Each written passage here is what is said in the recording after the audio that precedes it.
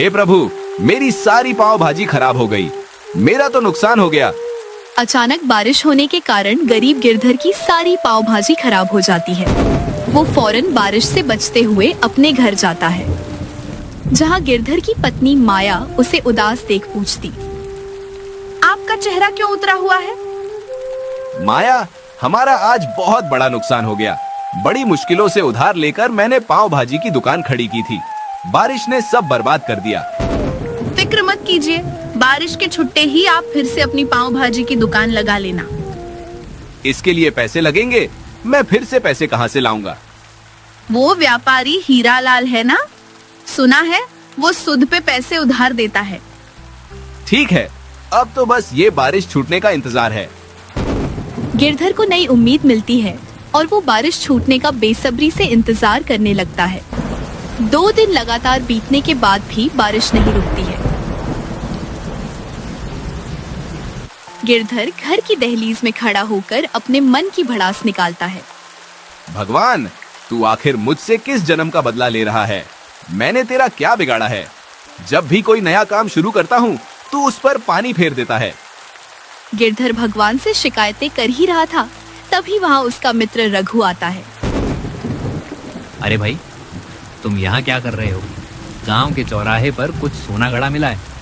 सारे गांव वाले पंचों के साथ वही है। क्या सच में हमारे गांव से सोना निकला है? और नहीं तो क्या, मैं भला झूठ क्यों बोलूंगा तुमसे। अब चलो भी पता तो चले, सारे सोने का होने क्या वाला है। इसके बाद गिरधर रघु के साथ गांव के चौराहे पर चला जाता है। वहाँ लोगों की भीड़ थी और सरपंच के हाथ में सोने का बक्सा। क्या कोई जानता है ये सोना किसका है?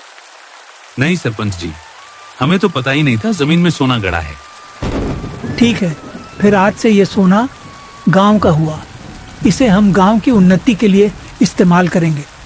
पर सरपंच जी, कोई भी फैसला लेने से पहले एक बार हमें इस सोने के असली मालिक का पता लगाना चाहिए। हो सकता है ये उसके जीवन भर की पूंजी हो। अब तू मुझे सिखाएगा क्या करना है, क्या नहीं? मैं गांव का सरपंच हूँ, मुझे फैसले लेने आते हैं। तू पहले अपनी जिंदगी के फैसले ढंग से ले। ये सुनकर गिरधर की बोलती बंद हो जाती है। सबके सामने अपनी बेइज्जती होता देख वो वहाँ एक पल नहीं रुकता है और तुरंत अपने घर आ जाता है। माया, भूख लगी है, खाना लगा दो। माया गिरधर की आवाज सुनते ही उसके पास दौड़ी चली आती है। क्या सच में चौराहे पर सोना गड़ा था? हाँ, लेकिन तुम इतनी खुश क्यों हो रही है, जैसे सोना हमारे ही घर मिला हो? वो सोना तो पंचायत में पड़ा ही रहेगा।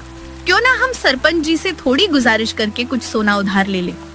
इससे हमारी सारी परेशानी एक पल में दूर हो जाएगी। ऐसा सोचना भी मत।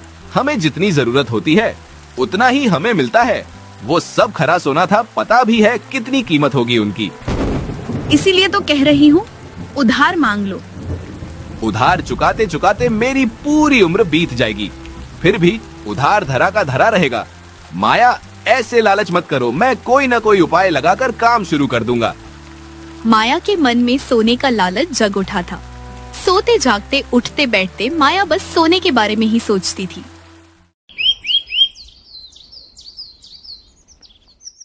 दिन बीतते गए, बारिश छूटने की कोई उम्मीद नहीं बची। इसीलिए एक दिन गिरधर बारिश में ही एक धनी व्यापारी हीरालाल के घर चला जाता है। सेठ जी, मुझे आपसे मदद चाहिए। कहो, क्या मदद कर सकता हूँ मैं तुम्हारी? आप लोगों को सुध पे पैसे उधार देते हैं ना, मुझे भी दे दीजिए। मैं बड़ी परेशानी में हूँ। मैं ऐसे ही उधार नहीं देता, मेरे पास तुम्हें कुछ गिरवी रखना होगा। मैं बहुत गरीब हूँ, मेरे पास गिरवी रखने को कुछ भी नहीं है। तो फिर उधार नहीं मिलेगा। गिरधर थोड़ी देर सोचता है, फिर मुंह लटकाए कहता है, ठीक है, मैं अपना घर गिरवी रखता हूँ। मैंने 1 महीने के अंदर आपका उधार नहीं चुकाया तो आप मेरा घर जब्त कर लेना। अपनी बात से मुकरना मत, और हाँ, कमाई में जो भी मुनाफा होगा उसका आधा हिस्सा मुझे सुध के रूप में देना मत भूलना। जी सेठ, जैसा आप कहो। इतना बोलकर गिरधर सेठ हीरालाल से पैसे लेता है और अपने घर चला जाता है। पैसे मिलने की खुशी में वो माया को सारी बात बताता है। माया देखना, मैं फिर से अपनी दुकान शुरू करूंगा। और स्वादिष्ट पाव भाजी बेचूंगा। मुझे तो डर लग रहा है, अगर 1 महीने में हमने उधार नहीं चुकाया तो हम सड़क पर आ जाएंगे। ऐसा कुछ नहीं होगा, भरोसा रखो मुझ पर, मैं ये दिन कभी आने नहीं दूंगा। दोनों पति पत्नी बातें कर रहे होते हैं, तभी रघु परेशान होकर वहां आता है। गिरधर भाई, मैं बड़ी मुसीबत में हूँ। क्या हो गया भाई?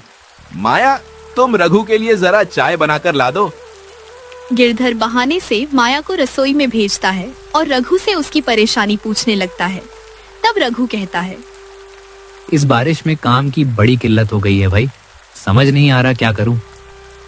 बस इतनी सी बात, कल मैं अपना पाव भाजी का ठेला लगा रहा हूँ, तुम मेरे साथ जुड़ जाओ, मिलकर काम करेंगे। सच में भाई, तुम्हें कोई दिक्कत तो नहीं होगी ना? इसमें दिक्कत की क्या बात है, तुम मेरे मित्र हो, इतना तो मैं कर ही सकता हूँ।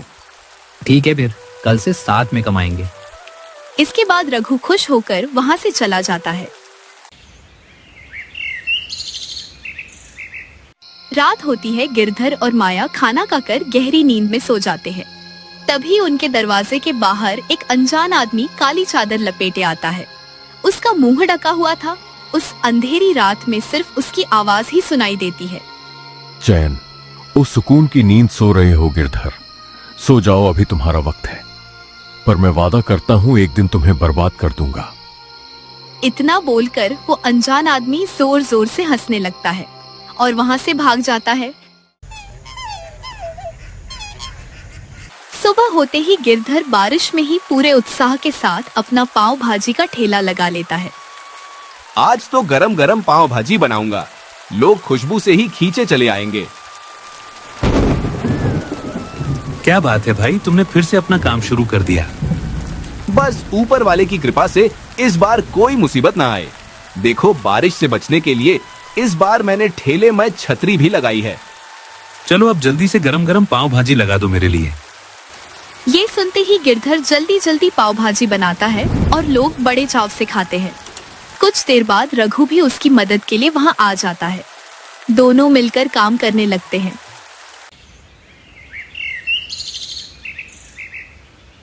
शाम होती है, दोनों के चेहरे पे खुशी और दिल में एक नई आशा जगी होती है। आज कमाई अच्छी हुई है, ऐसे ही चलता रहा तो मैं 15 दिन में ही उधारी चुका दूंगा। ये सब तो तुम्हारी मेहनत का नतीजा है। तुम्हारे हाथों में जादू है, तभी तो लोग तुम्हारी पाव भाजी खाने दौड़े चले आते हैं। अपनी तारीफ सुनकर गिरधर खुश होता है और कुछ पैसे पोटली से निकालकर रघु को देता है। ये लो भाई, तुम्हारी आज की मेहनत की कमाई। रहने दो गिरधर, आज पहला दिन है दुकान का, आज तुम ही रखो, मुझे कल से देना। अरे नहीं नहीं, मैं किसी का हक नहीं मारता, ये तुम्हारी कमाई है, तुम रखो। गिरधर के बार बार बोलने पर रघु पैसे रख लेता है। उसके बाद दोनों अपने अपने घर को जाते हैं। कमाई अच्छी होने की खुशी में गिरधर माया के लिए मिठाइयाँ लेकर जाता है। माया, ओ मेरी प्यारी माया, रसोई से बाहर तो आओ। माया बाहर आती है। क्या बात है जी, आज बड़े खुश लग रहे हैं। खुशी की ही बात है भाग्यवान, दुख के बादल छटने वाले हैं। काम की रफ्तार बहुत अच्छी चल रही है। अरे वाह, भगवान ने आखिर हमारी सुन ही ली। इसी बात पे मैं आज बहुत सारे पकवान बनाऊंगी। जरूर जरूर, आखिर हमारे घर खुशियां आई हैं। पता तो चलना चाहिए लोगों को भी कि हम भी खुशियां मनाते हैं। दोनों बहुत खुश थे। सालों बाद उनके घर में ऐसी कोई खुशखबरी आई थी। माया बिना एक क्षण की देरी किए तरह तरह के पकवान बनाने चली जाती है।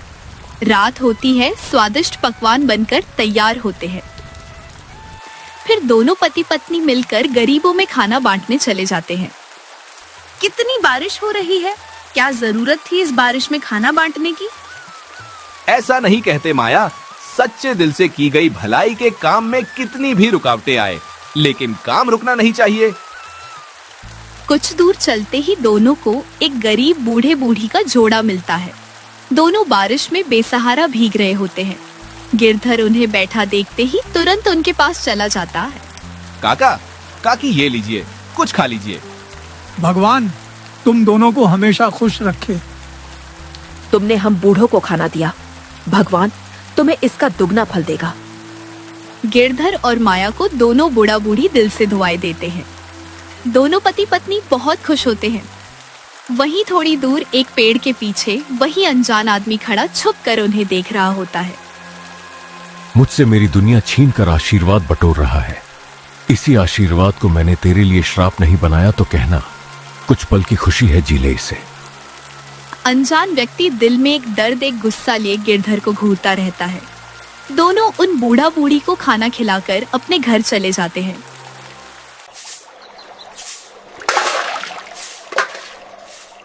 सुबह सूरज की पहली किरण उगते ही गिरधर अपना ठेला ली बाजार चला जाता है। गिरधर और रघु पाव भाजी बना रहे होते हैं। तभी वहाँ कुछ ग्राहक आते हैं।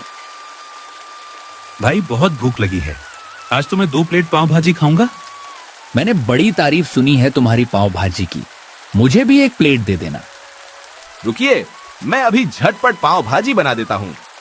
कुछ देर बाद गिरधर दोनों को पाव भाजी बनाकर देता है। दोनों खाने लगते हैं। तभी एक ग्राहक कहता है, छी छी छी, मैंने आज तक इतनी बुरी पाव भाजी नहीं खाई। क्या भाई, तुमने तो कहा था यहाँ का स्वाद भूले नहीं भूला जाता। क्या गिरधर, क्यों मेरी नाक कटवा रहे हो? मैंने कितनी तारीफ की थी अपने मित्र के सामने तुम्हारी, तुमने तो सब चौपट कर दिया। ऐसा कैसे हो सकता है? मैंने तो रोज की तरह ही आज पाव भाजी बनाई थी। तो क्या हम दोनों झूठ बोल रहे हैं? मैं ऐसी गंदी पाव भाजी का 1 पैसा नहीं दूंगा। गिरधर, तुम ही छक कर देख लो, स्वाद पता चल जाएगा। इतना बोलकर दोनों ग्राहक बिना पैसे दिए वहाँ से चले जाते हैं। उनके जाते ही गिरधर अपनी बनाई पाव भाजी छकता है। छी, ये तो सच में बहुत गंदा है। पर अचानक ऐसा कैसे हो गया? उदास मत हो गिरधर, कभी कभी ऐसा हो जाता है। गिरधर निराश होकर उसी वक्त अपने घर चला जाता है। दिन बीतते जाते हैं। अब तो उसकी पाव भाजी में कोई स्वाद ही नहीं रहा था। ग्राहक उसके ठेले पे आने से कतराने लगे थे। काम बिल्कुल ठप पड़ गया था। माया, मैं क्या करूं? अभी अभी तो घर में खुशियां आनी शुरू हुई थी, न जाने किसने नजर लगा दी। हो सकता है बारिश के कारण पाँव में कीड़े लग रहे हो, इसीलिए स्वाद में कमी आ रही है। ऐसा हमारे साथ ही क्यों होता है? 1 महीना पूरा होने वाला है, मैं सेठ हीरालाल को पैसे कहाँ से दूंगा? कुछ न कुछ हो ही जाएगा, आप खुद को परेशान मत कीजिए। बारिश का कहर और गरीबी की मार बढ़ती ही चली जाती है।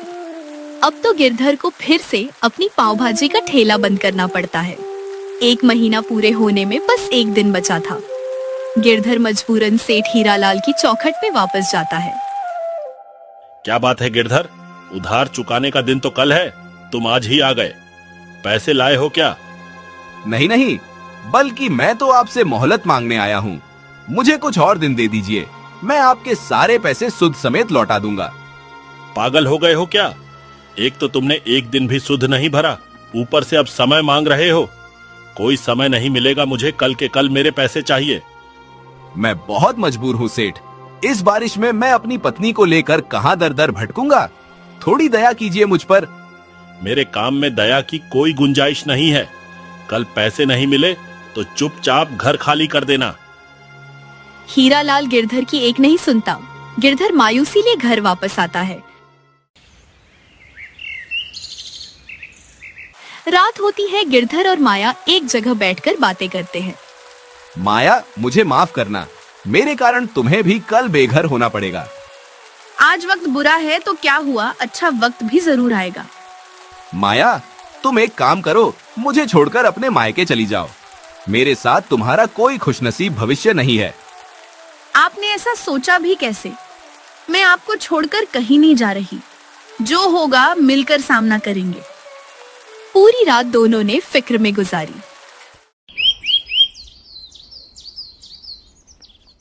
अगले दिन सेठ हीरालाल उनके घर आया। गिरधर, चल पैसे निकाल। पैसे नहीं है मेरे पास। तो घर से निकल, मैंने तेरा घर एक धनी व्यक्ति को बेच दिया है। मुझे पता था तू पैसे नहीं चुका पाएगा। ये तो गलत है। आप मुझसे बिना पूछे मेरा घर कैसे किसी को बेच सकते हैं? कुछ गलत नहीं है, प्यार और व्यापार में सब जायज है। इसके बाद गिरधर और माया अपना सारा सामान लेकर घर से निकल जाते हैं। बाहर निकलते ही उनके सामने वो अनजान व्यक्ति खड़ा होता है। उसने अभी भी अपना मुंह चादर से ढका हुआ था। क्यों गिरधर, निकल गई ना सारी हेकड़ी। तुम कौन हो? ये वही है जिसने तुम्हारा घर खरीदा है। अपना चेहरा दिखाओ। गिरधर के ऐसा बोलते ही वो व्यक्ति चादर हटाता है। उसकी शक्ल देखते ही गिरधर और माया के पैरों तले जमीन खिसक जाती है। रघु तुम? हाँ, मैं ही हूँ तुम्हारी बर्बादी का कारण। मैंने ही तुम्हारी पाव भाजी में मिलावट की थी। मैंने ही सारे षड्यंत्र रचे थे। पर क्यों, ऐसा क्यों किया आपने? ये बात तुम पूछ रही हो माया। अब तक नहीं पहचाना मुझे? मैं तुम्हारे बचपन का मित्र हूँ, जिसके साथ तुम खेला करती थी। ये सुनते ही माया घबरा सी जाती है और गिरधर को लेकर फौरन वहाँ से चली जाती है। सुनिए जी, जल्दी यहाँ से चलिए, मैं आपको सब बताऊंगी। दोनों भरी बारिश में दर दर की ठोकरें खाने निकल पड़ते हैं। चलते चलते दोनों जंगल पहुँचते हैं और बारिश से बचने के लिए एक पेड़ के नीचे बैठ जाते हैं। आखिर ये सब हो क्या रहा है? मुझे तो कुछ समझ नहीं आ रहा। रघु तो 2 साल से मेरा मित्र है, वो तुम्हें कैसे जानता है? वो रघु एक सनकी है। हम दोनों एक ही गांव में पले बड़े थे। वो अपनी जिद के आगे किसी की नहीं सुनता था, इसीलिए उसके माता पिता उसे बचपन में ही शहर ले गए थे। अच्छा, तो वो अब क्यों लौटा है और मुझसे उसकी क्या दुश्मनी है? मैं तो उसे भूल ही चुकी थी। आज जब उसने बचपन की बात बताई तो मुझे याद आया। शहर में तो उसके दिमाग का इलाज भी हुआ था। लगता है उसके पास ही मेरे सारे सवालों का जवाब है। रघु के असल इरादे का किसी को पता नहीं था। दिन बीतते जा रहे थे, दोनों भूखे प्यासे वहीं जंगल में बसेरा कर रहे थे। एक दिन गिरधर और माया नींद से जगे और उनके पास सोने का बक्सा पड़ा था। तभी वह रघु और गांव के कुछ आदमी जमा हुए। ये गिरधर चोर है, इसने गांव का सोना चुरा लिया। जब से गांव के चौराहे से सोना मिला है, तब से ही मुझे इस गिरधर के ऊपर शक था। उस दिन भी ये सोने के लिए सरपंच जी से बहस कर रहा था। इसे तो जेल भेज देना चाहिए। मेरा पति चोर नहीं है, ये सब इस रघु की कारस्तानी है।